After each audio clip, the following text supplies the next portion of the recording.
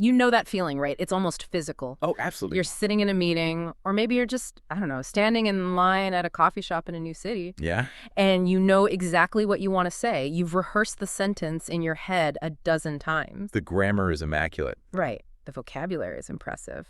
But then the moment actually comes. You open your mouth and nothing. The dreaded brain freeze. Total paralysis. Or, maybe you do speak, but you start stumbling. Your palms get sweaty. Your face gets hot. You feel like you've forgotten every single word of English you ever learned. Exactly.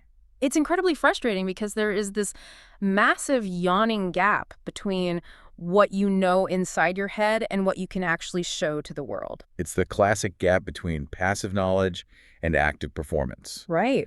And honestly, it's where most language learners get completely stuck. They stay in that student phase forever. Just hoarding vocabulary like squirrels preparing for winter. Yeah, but never actually using it. Which is why I'm really excited about what we are digging into today. We aren't looking at a textbook for this deep dive. No, thankfully. We aren't reviewing declension tables, we aren't memorizing irregular verbs, and we definitely aren't grading anyone's grammar. Which is a relief. We're doing a deep dive into a video guide titled 5 Simple Ways to Speak English Fluently and with Confidence. And I have to say, going through this source material, it felt less like an academic lecture and more like, I don't know, sitting down with a friend who actually figured out the cheat codes to the game. That's the perfect way to frame it. What stands out immediately about this guide is that it completely rejects that old no pain, no gain narrative. Right. That old school idea that you have to suffer to learn, that if you aren't miserable memorizing flashcards, you aren't making progress. It's just so discouraging. It is. The core premise here is that you don't need hard work in the traditional grueling sense. You don't need to torture yourself with drills. Torture is a strong word, but for anyone who sat through high school grammar classes parsing sentences, it feels pretty accurate. Oh, totally. Instead, this source proposes 5 specific shifts, almost like lifestyle hacks, to move you from someone who studies English to someone who just lives it. Living it is the goal. And the guide emphasizes that this process should feel natural, just like chatting with a friend. Exactly. So let's unpack this. We've got 5 steps to get through that promise, to take us from student to speaker. Where does the guide suggest we begin? Well, step 1 addresses the single biggest motivation killer in language learning, and honestly in any skill acquisition. Boredom. Boredom. The first instruction is simply make learning fun. Okay, I have to play devil's advocate here for a second. Make it fun sounds a bit like a generic bumper sticker. Sure. It's a nice sentiment, but does the source actually give us a methodology? Or is it just a platitude? No, there is a very specific method here. The recommendation is to practice for about 15 to 30 minutes a day. But the critical constraint, the rule you cannot break, is that this time cannot feel like a chore. Okay. The logic is behavioral psychology 101. If it feels like work, your brain will find excuses to skip it. You'll be too busy. Right. But if it's fun, consistency happens on autopilot. It's engagement over discipline. You don't need willpower to do something you enjoy. Exactly. And the source gives some really surprising, almost counterintuitive examples of how to do this. I actually laughed out loud when I saw the first suggestion because it's so unexpected for an adult learner. You're talking about the cartoons, right? Yeah. Or specifically Tom and Jerry. Tom and Jerry. It sounds silly, doesn't it? But think about the cognitive load involved in language learning. It's a lot. When you watch a gritty crime drama or the BBC News or a complex sci-fi movie, your brain is working overtime. Oh, for sure. You're trying to decode complex sentence structures, idioms, slang, and high-level vocabulary, all while following a plot. It's exhausting. You're hitting pause every 10 seconds to look up a word, and by the time you figure it out, you've completely forgotten what was happening in the scene. And that destroys the flow. Yeah. With something like Tom and Jerry, or really any classic cartoon, the language is stripped back. You have simple words, exaggerated emotions, and very clear visual storytelling. Right. The context is so obvious visually that your brain can relax. You absorb the language without the panic of, what did they just say? That's a really good point. You're getting what linguists call comprehensible input. You understand the story, so the language just tags along for the ride. Exactly. And speaking of understanding the story, the source mentions another example that I think will resonate deeply with a huge chunk of our listeners. The cricket example. Yes. It specifically mentions listening to commentary on matches, referencing players like Babar Azam. This is brilliant because it leverages passion. If you're a cricket fan, you already know the rules inside and out. You know the flow of the game. You know what a cover drive looks like. You know what an LBW appeal sounds like. So when you listen to the English commentary, you aren't trying to figure out what's happening and what the words mean. You already know what's happening. Right. You're hooking new information, the English terms, onto existing neural pathways, your knowledge of cricket. It's a much stickier way to learn because you actually care about the outcome. You aren't listening to learn English. You're listening because you want to know if Babar Azam is going to hit a century. And the source extends this philosophy to reading as well. The advice is to stop reading dry academic texts or things you think you should read to look smart. Like heavy literature you don't actually enjoy. Exactly. The rule is read what you love. Read movie news, read sports analysis, read gossip columns if that's your thing. The subject matter has to be compelling enough to pull you through the language barrier. If you're bored by the topic in your native language, you will be doubly bored in English. And the barrier to entry for this stuff is lower than ever. The source points out that we all have these tools in our pockets. Spotify for podcasts, YouTube for highlights. Right. It's about building an ecosystem of English that you actually want to step into every day. That's the fun factor. It builds the habit. Yeah. But let's say you do that. You're consuming content, you're having fun, you're watching cartoons. You run into the next problem. Okay, what's that? You might know the words, but why do so many learners sound, well, robotic? Oh, the dreaded robot voice. I'm like, bananas. Or it's like a GPS navigation system from 2005. It's painful, right? And it marks you as a learner immediately. That brings us to step 2, watch and copy sentence patterns.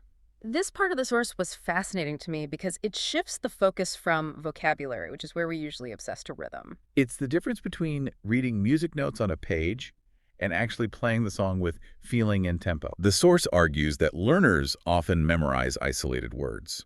They learn I, am, going, to, but native speakers don't speak in isolated words. They speak in chunks, in sound units. The example given was from the TV show Friends.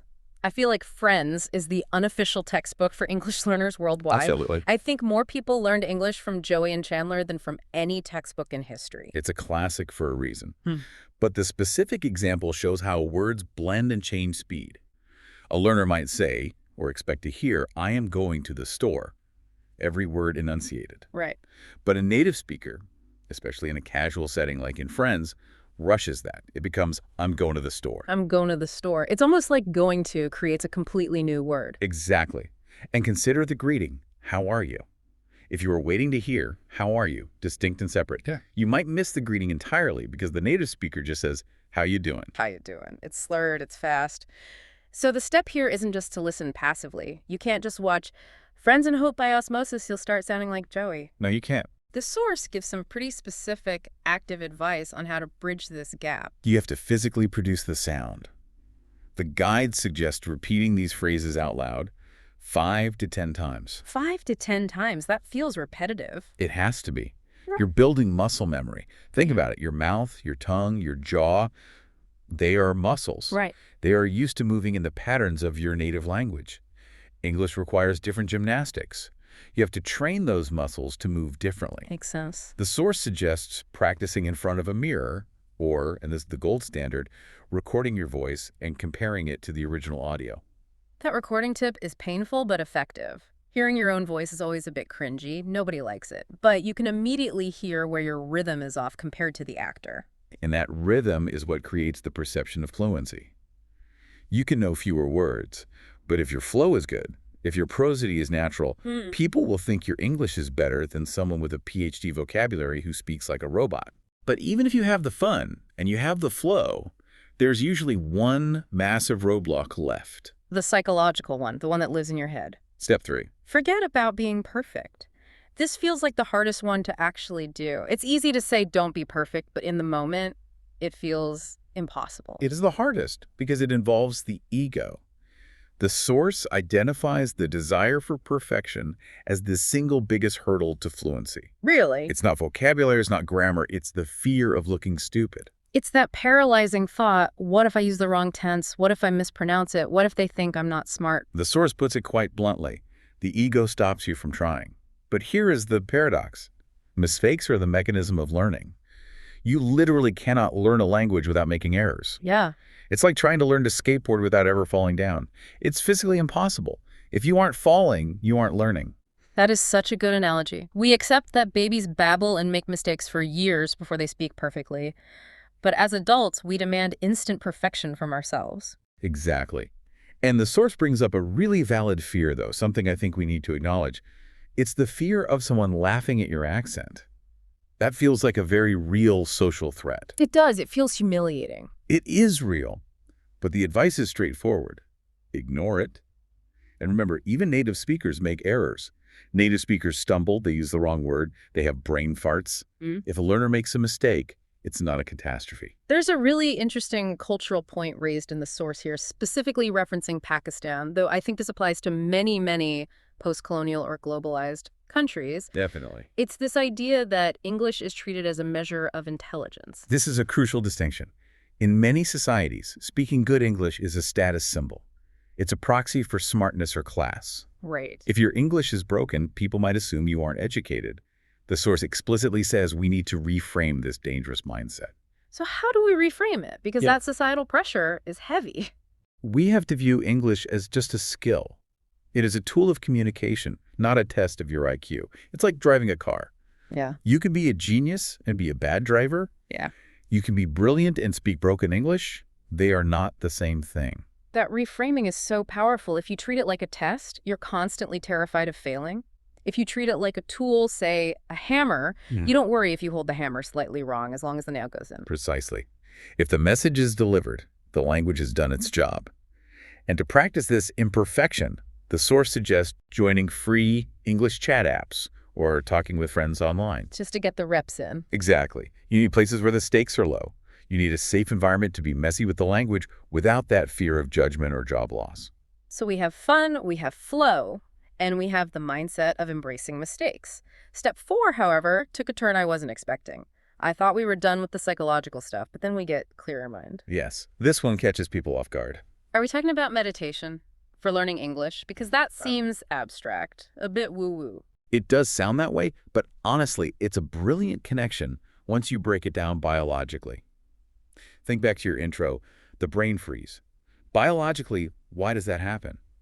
Panic, overthinking, stress. Exactly. It's anxiety. It's the fight or flight response. When your mind is racing, trying to translate, checking grammar, worrying about the listener's reaction, your brain effectively jams. Just shuts down. Cortisol floods the system, and the parts of your brain responsible for language production just shut down. The source argues that a calm mind prevents this overthinking. So the block isn't a lack of knowledge. Right. The stuttering and the pausing usually aren't because you don't know the word. It's because your anxiety is blocking access to the word. That makes sense. It's like when you're stressed during an exam and forget the answer, but the second you walk out of the room and relax, it pops into your head. Exactly. The information is there, but the door is locked by stress. So the source suggests an actual exercise here. It's not just relax, it's a specific technique to unlock that door. What's the technique? Deep breathing for 5 minutes. Specifically, inhaling for 4 seconds and exhaling for 4 seconds. Box breathing. That's used by everyone from Navy SEALs to yogis to manage high-pressure situations. Essentially, yes. It regulates the nervous system. If you do this daily, and the source suggests using apps like Calm or just finding a quiet moment, you lower your baseline stress. Okay. When your stress is lower, your speech flow is naturally smoother. You're physically more capable of accessing your vocabulary. It's fascinating to think that the solution to better English might be closing your eyes and breathing for 5 minutes rather than drilling more flashcards. It addresses the root cause of the blockage, the anxiety, rather than just treating the symptom. It's about getting out of your own way. Which leads us to the final step. Step 5. And this one seems almost contradictory to everything we're told about success and ambition. Step 5 is don't make English too important. This is the identity step. And it might be the most important one for long-term confidence. It sounds like don't care about it, but that's not what it means, right? No, it doesn't mean be apathetic. It means don't put English on a pedestal so high that you feel small in comparison. Yeah. It means don't let English colonize your brain. Whoa. The source emphasizes loving your own language and your own identity. Yeah, it specifically mentions sharing stories in Sindhi or switching to Urdu or Punjabi if you get stuck. This is about safety and identity.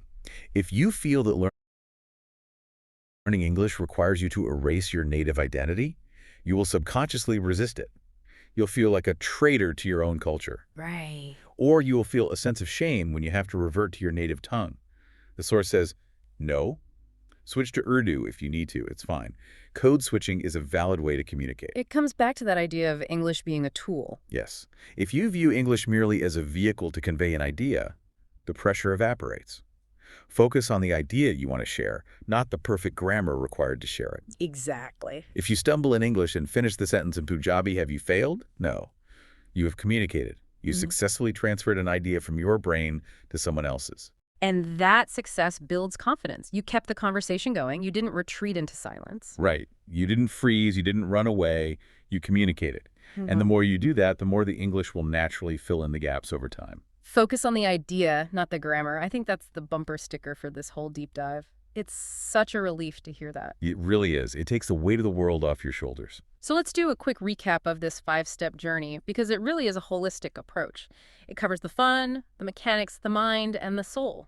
It is. It touches on everything. Step 1, the fun factor. Replace discipline with engagement. Right. Use cartoons like Tom and Jerry. Use cricket matches with your favorite players. Use your hobbies. Make it so fun you can't say no. Exactly. Step 2, mechanics of flow. Don't be a robot. Copy the chunks and rhythms of real speech, like in Friends. Get your mouth used to the movement of connected speech. And step 3, the psychological barrier. Kill the ego. Mistakes are good. English is a skill, not an IQ test. Give yourself permission to be imperfect. Step 4, the mind-body connection. Clear the mind with meditation to stop the brain freeze before it starts. Breathe through the block. And finally, step 5, identity. Don't make English too important. Keep it in perspective as a tool and love your native language. And the source promises that if you adopt these habits, and they really are habits, not study sessions, you can see improvement soon. That's the beauty of it. You can start today. You can watch a cartoon today. You can breathe for 5 minutes today. Yeah. You don't need to enroll in a course or buy a book. You just need to shift your approach. It puts the power back in the hands of the learner. You know, going through this, I'm struck by one final thought. We spend so much time worrying about vocabulary lists and grammar rules and acquiring more. We always think we need more to be fluent. But looking at these 5 steps, What stands out to you? it seems like fluency comes less from adding more knowledge and more from letting go of the fear. That is a profound insight. If you strip away the fear of looking foolish, the need to be perfect, and the anxiety of the status symbol, you might find that you actually know a lot more English than you think you do. The biggest obstacle isn't what you don't know. It's how tightly you're holding on to the fear. A little something for you to think about the next time you feel that brain freeze coming on. Just breathe, let go, and maybe think of Tom and Jerry. Thanks for joining us on this deep dive. See you next time.